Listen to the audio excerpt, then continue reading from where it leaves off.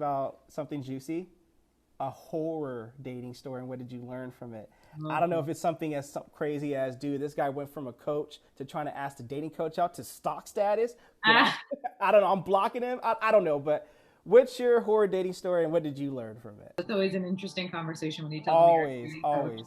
Either they think that you're just a project, you Yeah, know, like subject you're going to use on the next video, the or trophy date, bro. I dated the coach. Oh, the shots. I don't know, but it's actually, usually they're intimidated because they think you're going to be analyzing their move, right? Which is not the case at all. Okay, so I've had a million. I mean, years ago, I had a few good years where there was a million different horror stories. So it was a third day with this man.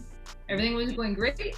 We seemed to get along just fine. And this was the first night where he offered to go back to his place for a drink. And I said, yes. So we go back, and on the way, he says, you know, oh, I live alone. He's telling me about his home and, you know, his lifestyle there. And I said, great. Show up, go into the driveway, and it's a pretty big house. So when we pull up, I'm like, oh, damn, he's doing well for himself. Like, oh, hey, good. This is okay. surprising. All right. And we go inside in the front door, and it is like an old-fashioned European home. Okay, I'm Italian. Okay, they make fun of us for covering our furniture with plastic, having the tacky plates on the walls. Like, we're talking about older generation Italian.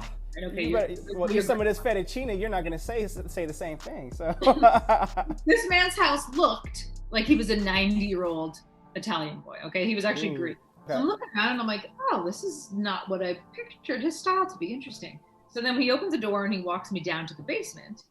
And from the bottom of the stairs to his bedroom, do you remember those old dividers you used to have in kindergarten? The teacher would put up those like standalone dividers to divide the room. Yeah, I do. So he basically had a bunch of those in a row that was his hallway. And then he had stapled posters and construction paper to it, which I guess was supposed to be like his wallpaper. Uh-huh. I go into his bedroom and I'm like, okay, this is not this man's house. Like, why would he be living in the basement? Like, his little kitchen was there, his room was there. It was a total mess. He definitely didn't clean up for me.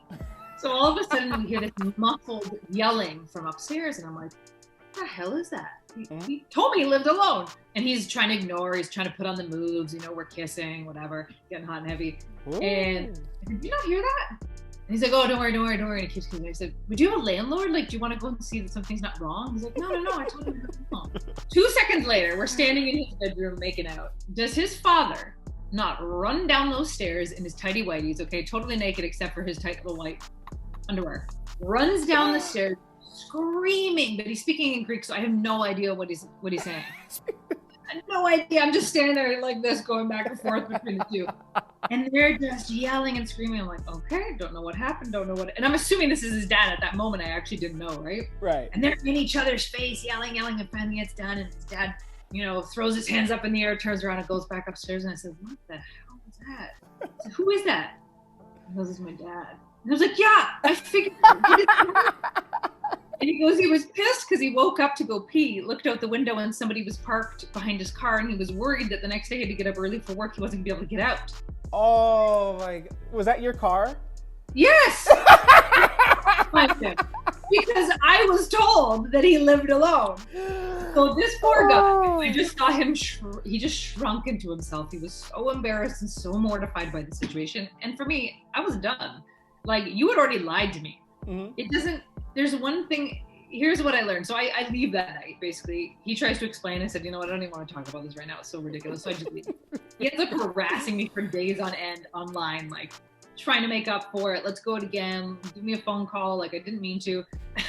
I learned that not everyone is honest from the start. Mm-hmm. I always try to lead with honesty. I try to lead with good intentions. I tell them what I'm looking for. You know, I don't surprise anybody, because you treat people how you want to be treated. That old saying that your parents used to tell you, right? Whether or not he did it because he was self-conscious about his situation, you know, I think there was a lack of confidence in where he was at in his life. But if a person likes you, they'll be okay with that. Well, we all have a start.